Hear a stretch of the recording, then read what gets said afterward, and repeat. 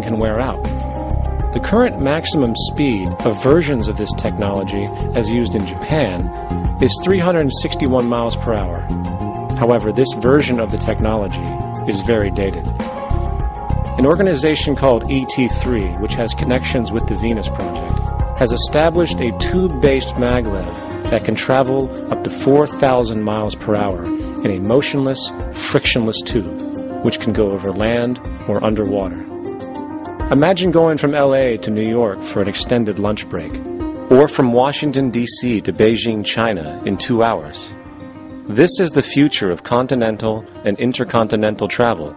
Fast, clean, with only a fraction of the energy usage we use today for the same means. In fact, between maglev technology, advanced battery storage, and geothermal energy, there would be no reason to ever burn fossil fuels again. And we can do this now if we were not held back by the paralyzing profit structure. Now, America is inclined toward fascism. It has a propensity by its dominant philosophy and religion to uphold the fascist point of view. American industry is essentially a fascist institution. If you don't understand that, the minute you punch that time clock, you walk into a dictatorship. We're given notions about the respectability of work, and I really look at it as being paid slavery. They're brought up to believe that you shall earn your living by the sweat of your brow. That holds people back. Freeing people from drudgery, repetitive jobs which make them ignorant. You rob them. In our society, that is a resource-based economy, machines free people. You see, we can't imagine that because we've never known that kind of world. If we look back at history, we see a very clear pattern of machine automation slowly replacing human labor.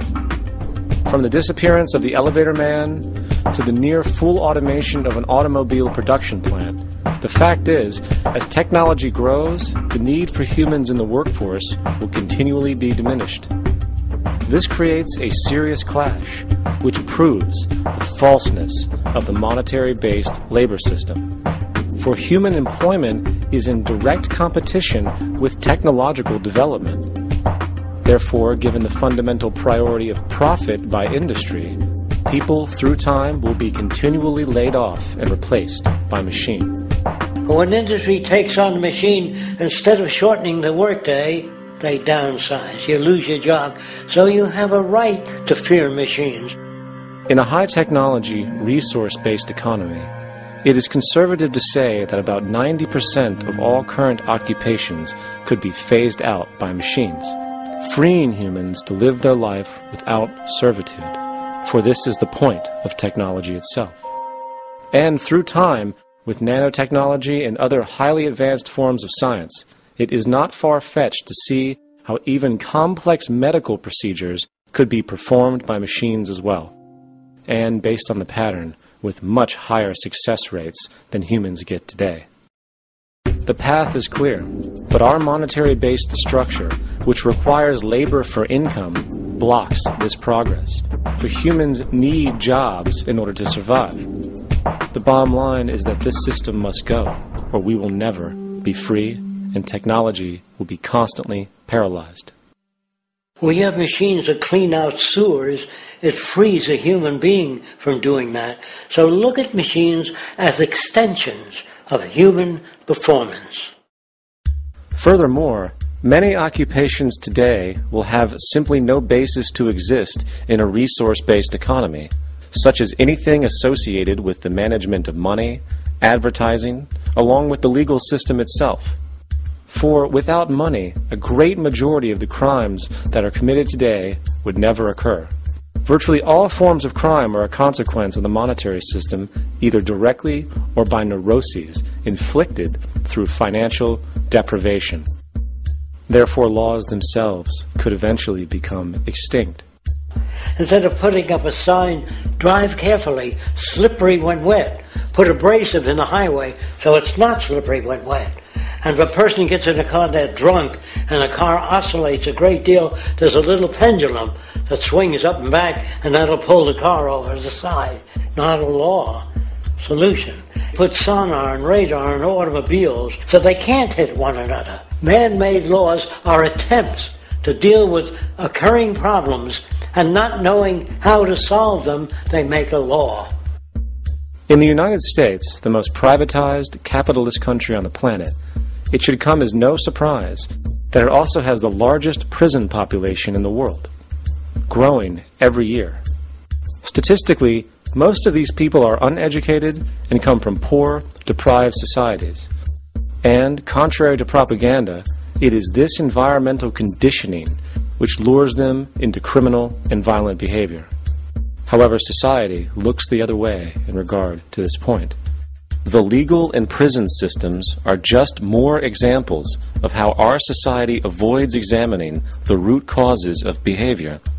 Billions are spent each year on prisons and police, while only a fraction is spent on programs for poverty, which is one of the most fundamental variables responsible for crime to begin with. And as long as we have an economic system which prefers and in fact creates scarcity and deprivation, crime will never go away.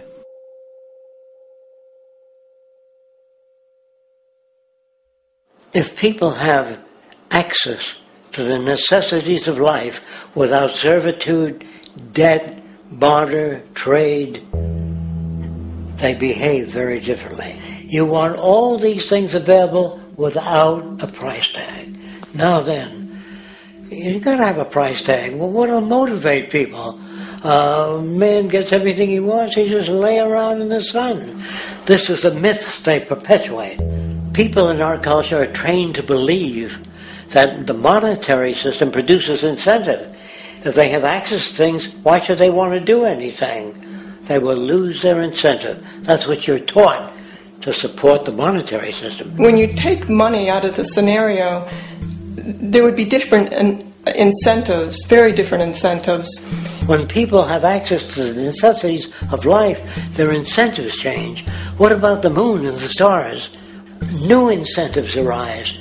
If you make a painting that you enjoy, you will enjoy giving it to other people, not selling it.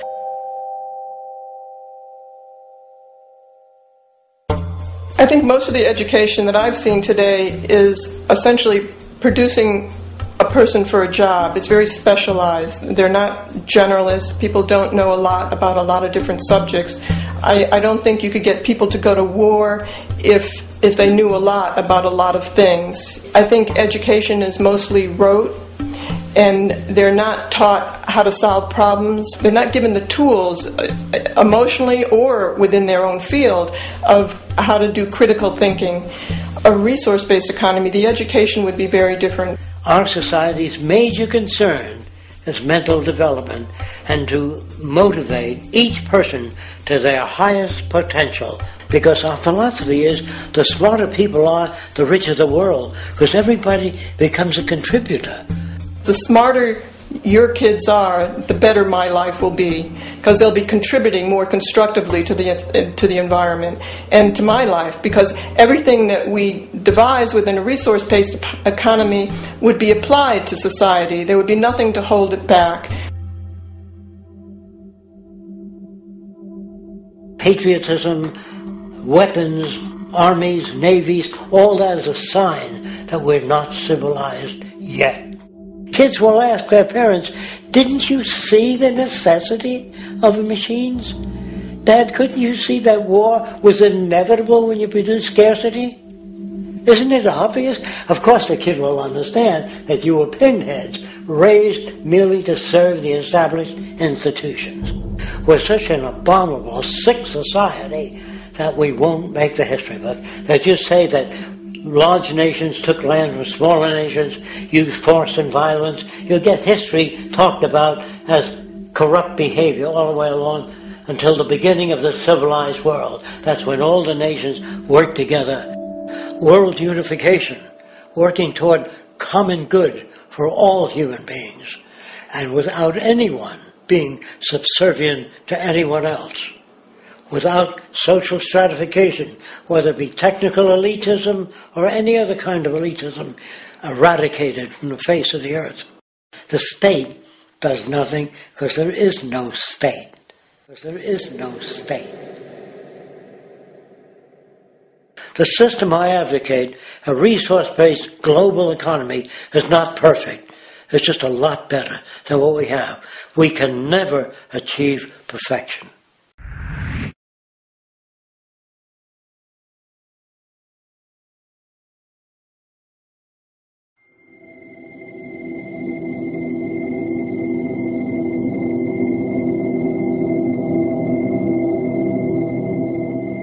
The social values of our society, which has manifested in perpetual warfare, corruption, oppressive laws, social stratification, irrelevant superstitions, environmental destruction, and a despotic, socially indifferent, profit-oriented ruling class, is fundamentally the result of a collective ignorance of two of the most basic insights humans can have about reality: the emergent and symbiotic aspects of natural law.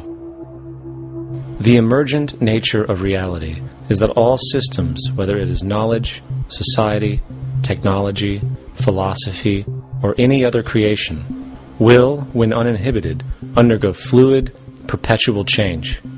What we consider commonplace today, such as modern communication and transportation, would have been unimaginable in ancient times.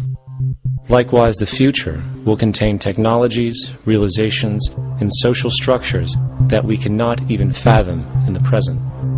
We have gone from alchemy to chemistry, from a geocentric universe to a heliocentric, from believing that demons were the cause of illness to modern medicine. This development shows no sign of ending, and it is this awareness that aligns us and leads us on a continuous path to growth and progress. Static, empirical knowledge does not exist. Rather, it is the insight of the emergence of all systems we must recognize. This means we must be open to new information at all times, even if it threatens our current belief system and hence identities. Sadly, society today has failed to recognize this, and the established institutions continue to paralyze growth by preserving outdated social structures. Simultaneously, the population suffers from a fear of change, for their conditioning assumes a static identity, and challenging one's belief system usually results in insult and apprehension, for being wrong is erroneously associated with failure, when, in fact, to be proven wrong should be celebrated, for it is elevating someone to a new level of understanding, furthering awareness. The fact is, there is no such thing as a smart human being, for it is merely a matter of time before their ideas are updated, changed, or eradicated. And this tendency to blindly hold on to a belief system, sheltering it from new, possibly transforming information, is nothing less than a form of intellectual materialism.